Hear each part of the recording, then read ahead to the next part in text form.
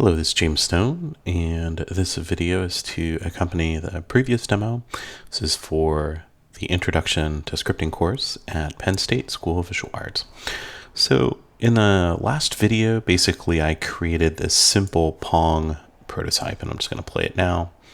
And I've got, one paddle on the right, one on the left, with a keyboard and mouse running it. And I'm just going to do a little bit of refinement here.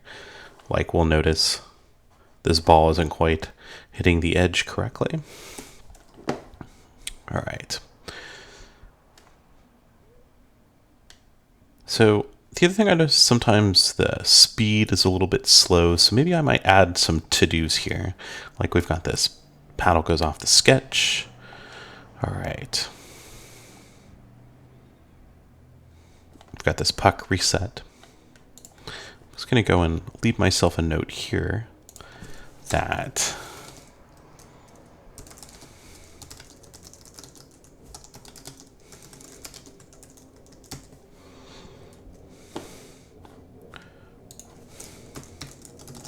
and I always like to prefix with to do. This makes it really easy to define them. There's different utilities and different text editors. You can kind of quickly grab that stuff. Okay, so let's go one at a time. So the first thing is we want to adjust so that when it's bouncing off the edge of the screen, so that it works correctly.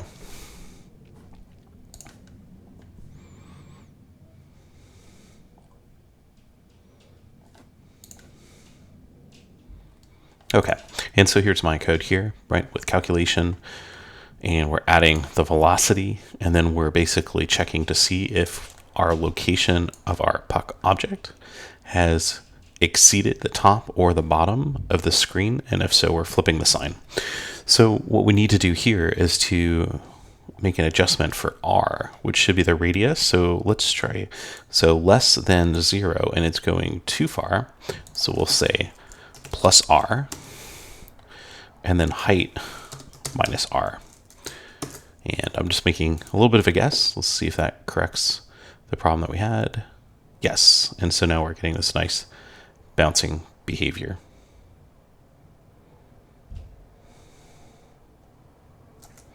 Okay, great.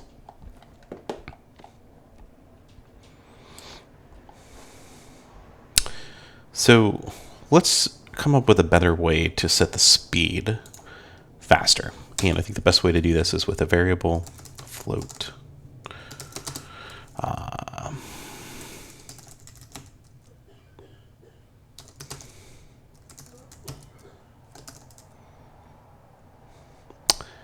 And I'm thinking about what's the best way to handle this.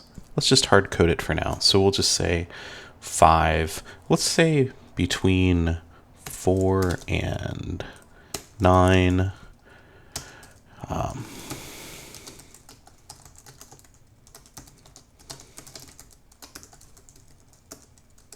Get another random value for the x speed, and then what I'm interested in is the direction, and we are going to say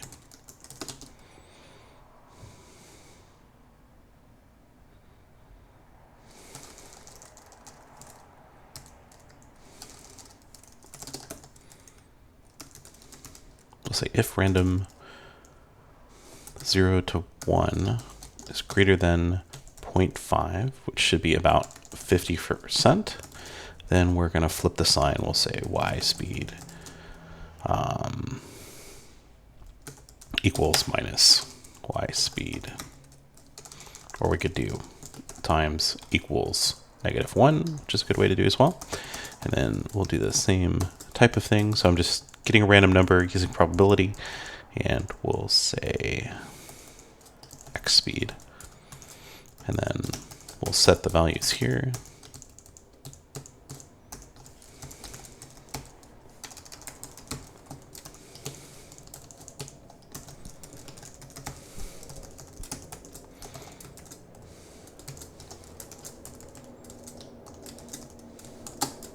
I always like to keep things in the same order so it's easier to read if you're working in groups.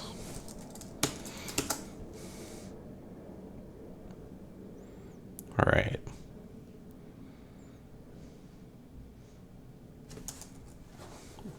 So much faster. So the other thing is perhaps the collision with this, but it seems like it's working okay.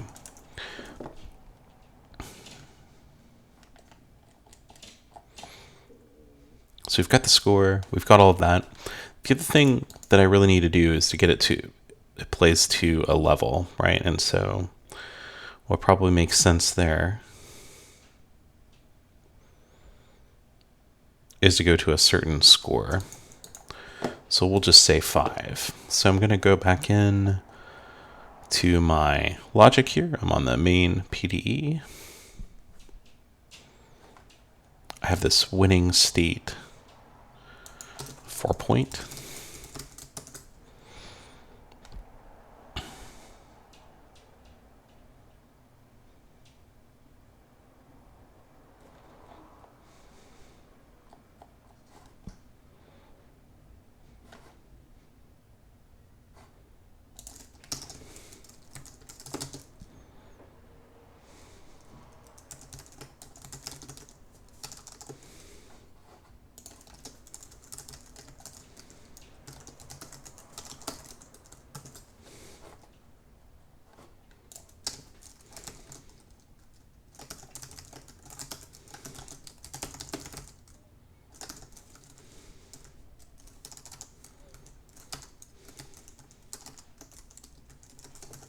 So I'm just basically adding a state so we can check if it's game over.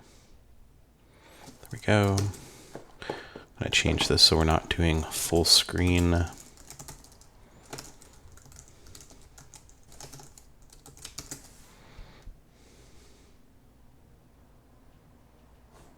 Great.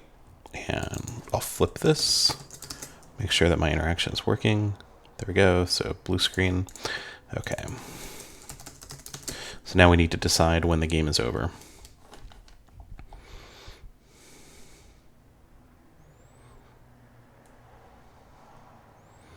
So the biggest thing is, if the game is over, we don't want to do this.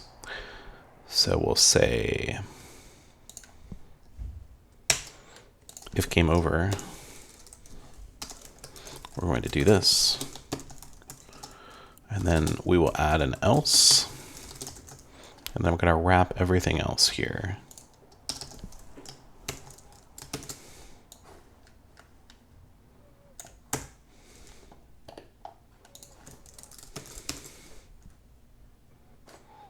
Okay.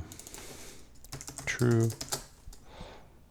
There we go. So this is going to be my endgame state, just a blue screen. Kind of like a Windows crash screen, perhaps, but I'm just interested in seeing the state. And the next thing that I need to do, set this to false, and we're going to figure out how to calculate that. So probably right here.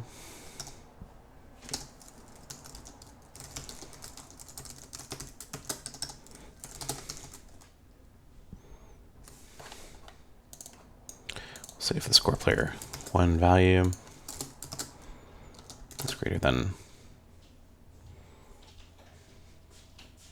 let's say 3, and, not and, but or,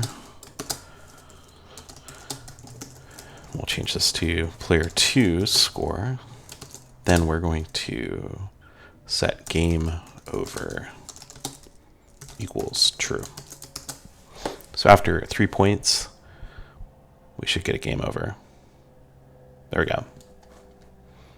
It's greater than 3, so maybe we would want to do greater than equal to 3, but that's basically 4. So let's do 5 points. I think that maybe makes more sense.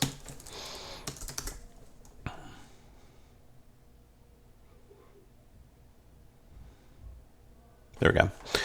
And the other thing that we have to do for this game, so we have to have an endgame state. And we also have to have a starting state, right? So we'll go and create another Boolean here.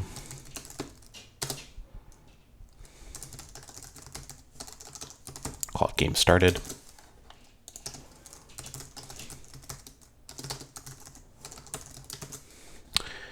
And here, if game over, we're going to add another if.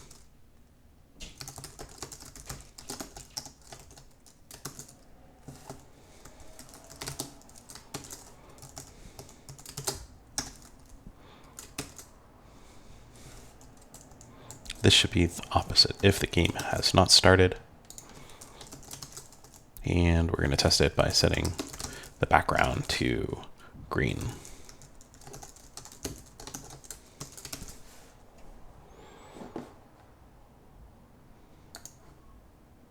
Okay, great.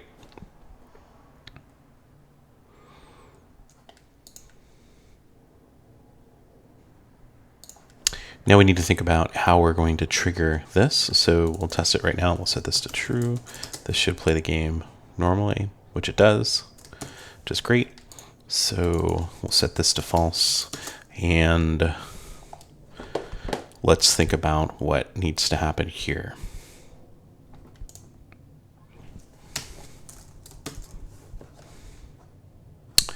So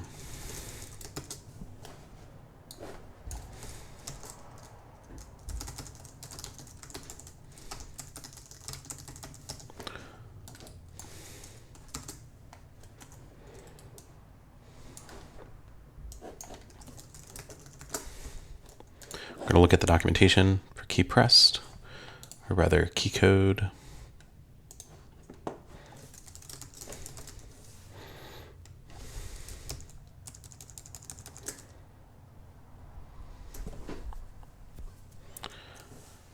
All right.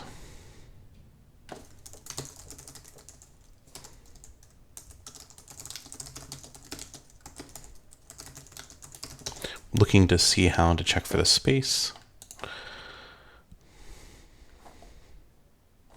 Looks like people are just using this blank right here. So we're going to go back to key pressed.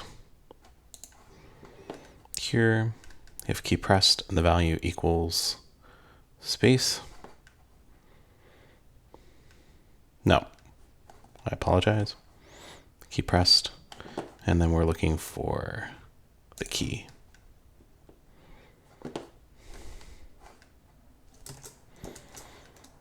So key pressed, say if key equals space, then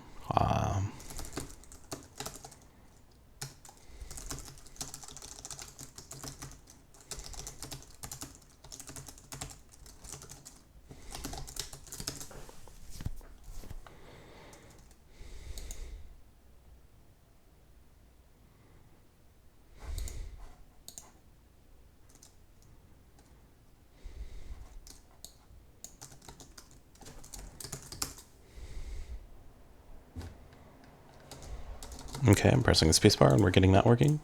Okay, great. So this will be our first way that we're going to change it. So if the spacebar is pressed, then we're going to set to game started equals true.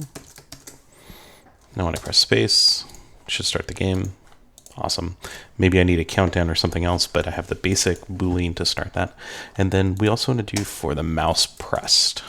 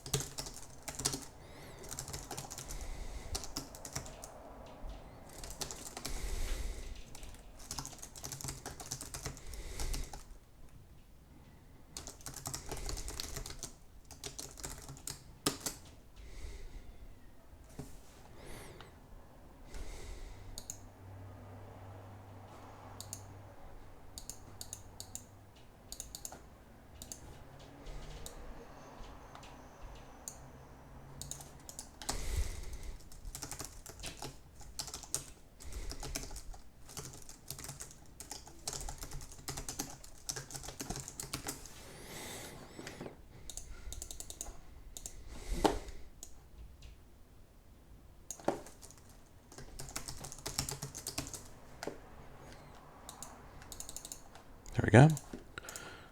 So I just had a spelling error there. So that's kind of our basic logic there to start the game. So now we start, got a green screen, click or press space, then here goes the game.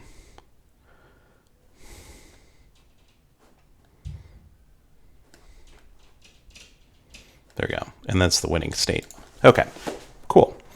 So I would say right now, perhaps you could go and spend more time with the collision detecting and be more precise with that. But I think it's working good enough for me for now. And so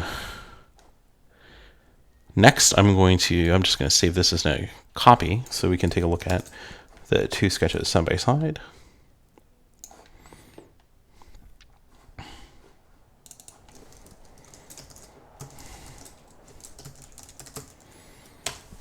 Okay, so I'm going to show you now how we can add images to this. Okay.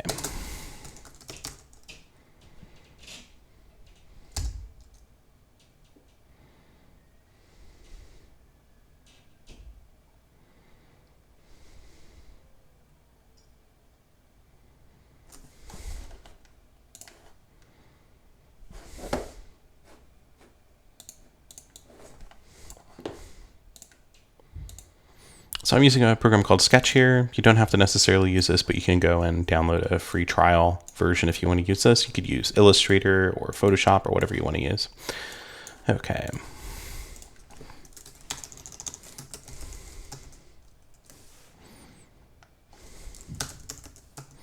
So I'm going to make 1920 by 1080, which is full HD. That's what I'm interested in.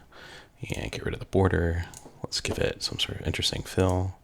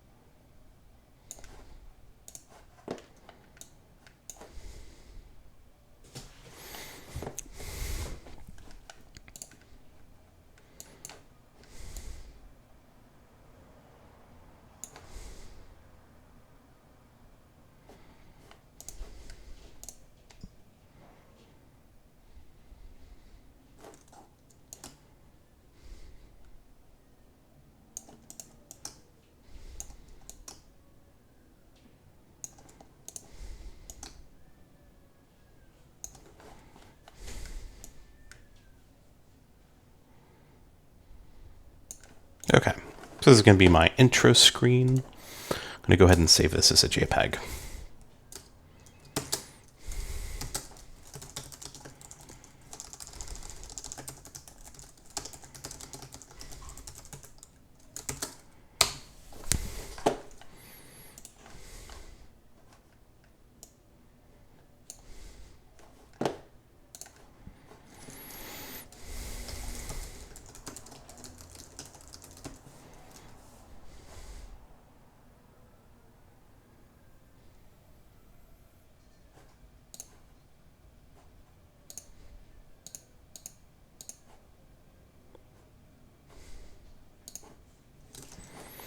Okay, so now if I go back into processing, I should be able to go here. This is in processing 3 and do add file. Crazy Pong screen. And let's take a look at what happened with that.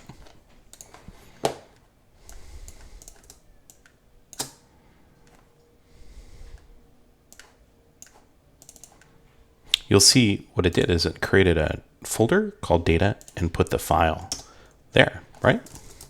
So pretty simple. You could do this by hand, create your own data folder directory, and then add your files there. Okay. So the big thing I want to do now is we're just going to do this here because I don't have an object or anything set up for that. So I'm going to create a P image and we're going to call it P image.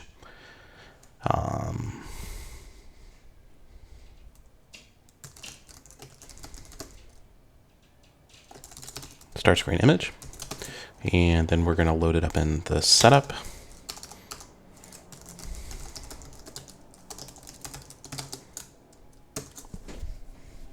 I think it is get pixels.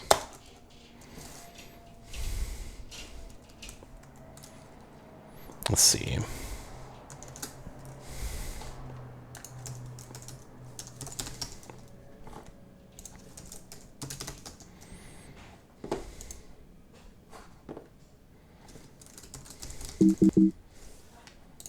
Load pixels. So I'm hitting control space, load pixels. Looks like they may have changed it to load image, and then I can pass it a string, which should be the name of the file. Run that. And the final part of this is now where we have the green background for not game started. We're going to do image.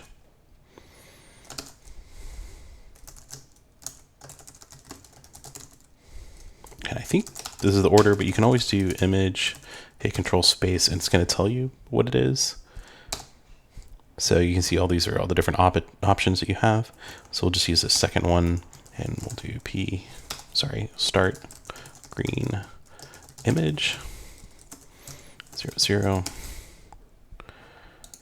Forgot the semicolon here. There we go.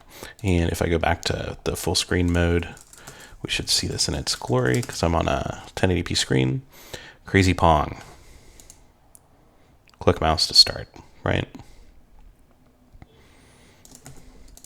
So another thing I want to do is I'm going to go back to my original image and I'm going to create a variation of this.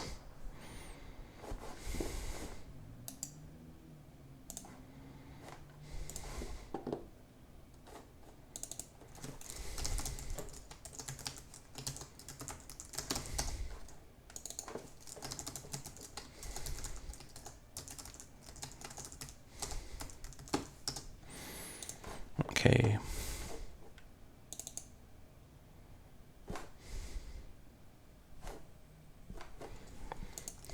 Actually, just go and turn off the layers I don't need, which is this. And maybe I'll change also the background color.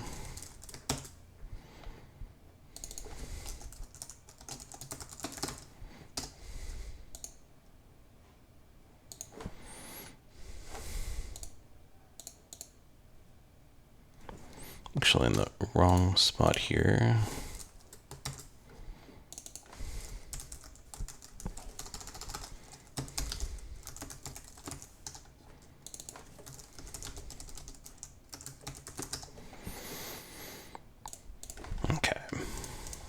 So I'm just going to choose another kind of built-in gradient here.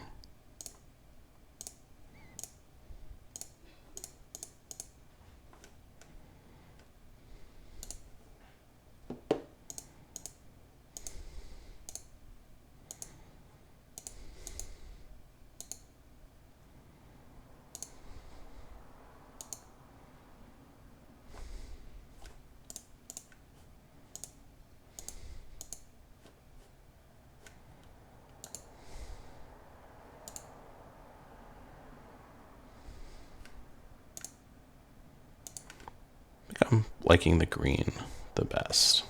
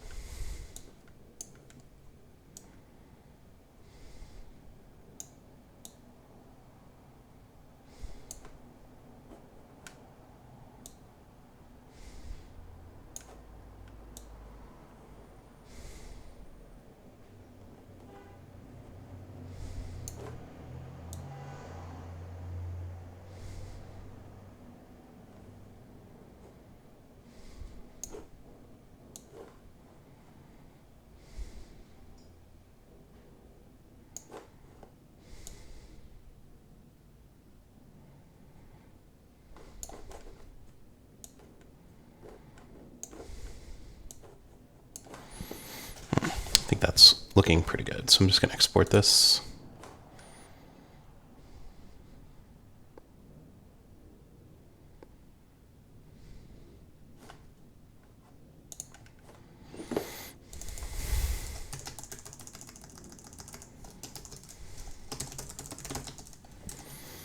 Okay.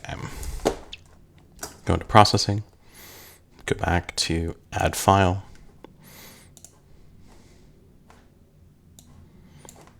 Add the background, and I'm just going to do the same thing.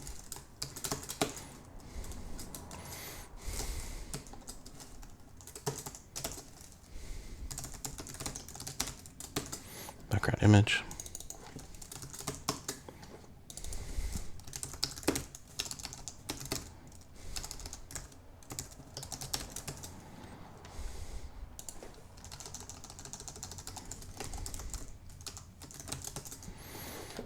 And then I'm just going to draw it the same way. So instead of having this background here, I'll get rid of this completely. And we'll add at the beginning of our statement.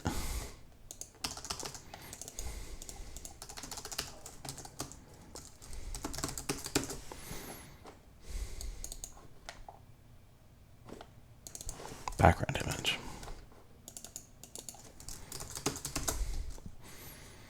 There we go. And you'll see, because I use translucency and everything looks pretty much very similar. It's actually pretty well themed to begin with.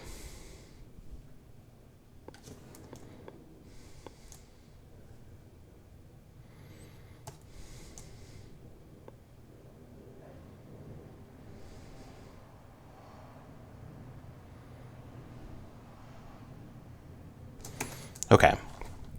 So you can see the next step is just to add something to the winning state, right? The winning state is right here with this background. So you can just go and follow that, create your imagery. You could draw text and update the text, say something like player 1 wins by using text like we did with the score. This would all go here. So now we've got kind of 3 states. Game hasn't started yet, game over, and this is kind of like the game interaction. So that's the basic way that you can do theming. The other way that you could handle this would be also to take these p-image variables or objects and put them like in the puck or the paddle. You can load them up. You can load them up in the constructor, just as easy as anything else. And then in the display, instead of using ellipse, here we would replace this with image. And so it's going to give you really the same effect.